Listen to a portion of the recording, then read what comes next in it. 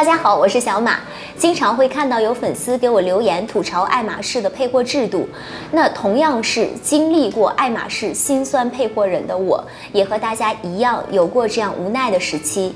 掐指一算呢，我入坑爱马仕也快10年了。那我刚入坑爱马仕的时候，也踩过很多雷，非常能够理解大家的心情。那今天呢，我就准备和大家吐槽一下我买过最鸡肋的爱马仕配货，和我绝对不会买的爱马仕配货。这期视频呢，作为反面教材，希望大家看完之后可以理性消费，不要走我的老路哦。那首先第一个，这个 Togo 皮的金色的 Dogon GM， 我记得这个不是挺能装的吗？它是能装啊，但是就是不太日常，使用频率是比较低的。一个就是说它太大了，小包装不下。然后当这种手拎包呢，这个外形又软软的，感觉更加偏休闲一点，和我平时的风格呢不是很搭。那我其实就是只有在旅行的时候才会带着它，因为它里面空间是很大的，能够放护照啊，各种尺寸的外币，都可以放进去，而且它里面还有一个内袋，可以放一些重要的银行卡、在留卡之类的。但因为这几年疫情嘛，所以就被困在日本，哪儿也去不了，所以近2年我使用的频率几乎为0。其实也不能算是特别鸡肋了，毕竟我还是很期待疫情结束之后带着它环游世界的。但是如果是不太需要旅行的朋友的话呢，就还是不要买它了。首先我必须要说哈，康康的钱包颜值真的是很高，但我的使用频率也是真的不太高。我这款橘色的鸵鸟皮的金扣，如果不用它的话，单把它放在那里摆着，就还是非常养眼的。但是一用就会发现，还是会有各种各样的小问题。首先，它这个扣子和康康的包是一样的，是特别难打开的，而且一不小心，指甲就会把这个地方给刮花，是需要一定的技巧的。第二点呢，就是如果放纸币的话，是需要把它折叠起来放进去的。这点对于我来说也不是特别的方便，可能我用长钱包用的习惯了，稍微有那么点强迫症，还是喜欢用平整一点的纸币。所以我都是在休息日不用背那么多卡和现金的时候，偶尔拿康康的钱包来转换一下心情。那如果你不是介意这2点的话，高颜值的康康钱包其实还是可以入的。那这2个钱包比较的话，哪个使用率最低呀？还是Dogon吧。我觉得毕竟康康钱包我周末呢还是会就是偶尔用几次的。然后这个丝巾扣我当时是盲买的，属于冲动消费的产物，买回来基本是没怎么用过的，就直接放在首饰盒子里边去吃灰了。因为我平时其实本身是不怎么戴丝巾的，感觉戴上之后呢就有种脖子被束缚的那种感觉，非常的难受。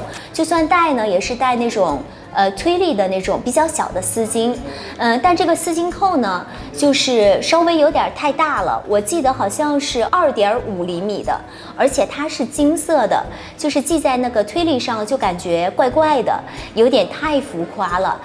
如果是那种比较大的，比如说90×90的那种方丝巾，可能会好一点。不过这几天呢，我看中了一款爱马仕的马衔扣，觉得和推力还蛮配的，系上之后很显气质。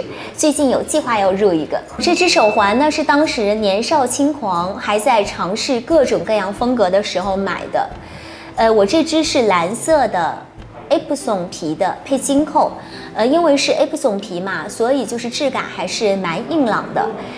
它这个戴的时候呢是比较方便的，一只手就可以操作。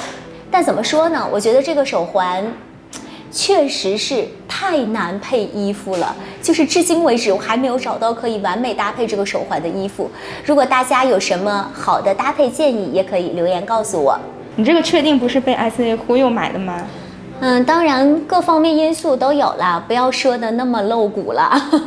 也是怪自己当时比较就是稚嫩嘛，不够坚定，所以大家还是要多看看小马的影片，快速成长，绕过我当年走过的那些弯路。这个真的是你的吗？其实就是连标签都没有裁。其实我都不想拿出来哈，跟我的风格完全是太不一样了。但是它作为我之前冲动消费的一个证据，还是比较有代表性的。我记得当年 mini 2代没出之前，有一段时间我就是特别想要一个 mini 1代，但那个时候呢，1代在专柜就是特别的难拿。我就想说和 SA 套近乎什么的，正好就是赶上我那个 SA。是服装部门的，他就经常会带我去看一些爱马仕的服装啊。那个时候还年轻嘛，没有什么经验，以为只要疯狂的买配货就能够拿包，然后就刹不住闸的开始了我的剁手之路。所以这个帽子就是在那个时候买的。那你最后拿到包了吗？哎呀，别提了，一提就心痛啊 ！SA 最后拿了一个和1代差108000里的 Kitty Cat 来糊弄我，当时肠子都是悔青了。我一看到家里那一大堆的爱马仕的盒子，我真的连饭都吃不下去。所以大家千万要引以为戒，不要盲目剁手。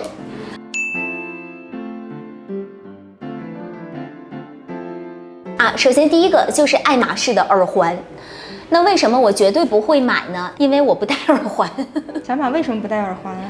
其实我是有耳洞的，就是大概还没来日本，在老家的时候花，当时我记得是几块钱人民币，是打了一个耳洞。那个时候还小嘛，就戴一些那种非常便宜的耳钉，然后其实就一戴，然后耳朵就会过敏，就会红。后来就心里就是落下阴影了，你知道吗？以后一看到耳环就再也不想戴这种，然后又觉得很麻烦，就是戴起来觉得特别的累赘，所以就从来没有买过。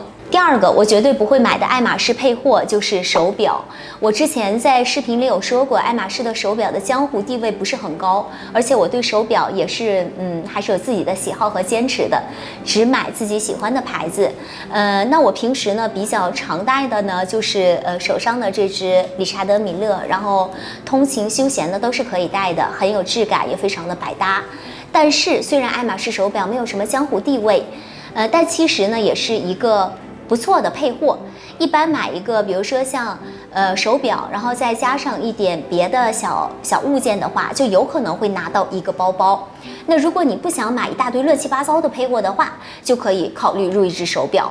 那我不会买它的原因，完全就是因为我个人的喜好，其实也没有其他原因。说了这么多，我这一路配下来的经验就是，真的是要提前做好功课，明确自己的购买目标，千万别被 SA 给带跑了。就像我这个帽子，根本就带不出去。我相信不光是我，肯定也是有其他朋友是和我一样的，在购买了高额配货之后，还是没有拿到自己想要的包的这种情况。这个时候肯定就会有一种被坑了的那种感觉嘛。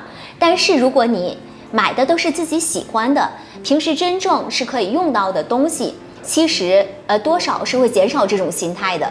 所以不要只是为了配货而配货，还是要明确目标，买自己喜欢的东西。好了，以上就是我全部的内容啦。那除了这些鸡肋的配货，爱马仕还是有很多值得购买的好用的可爱的小物的。之后小马也会给大家录一期爱马仕小物推荐的视频，期待一下吧。记得点击订阅，我们下期见。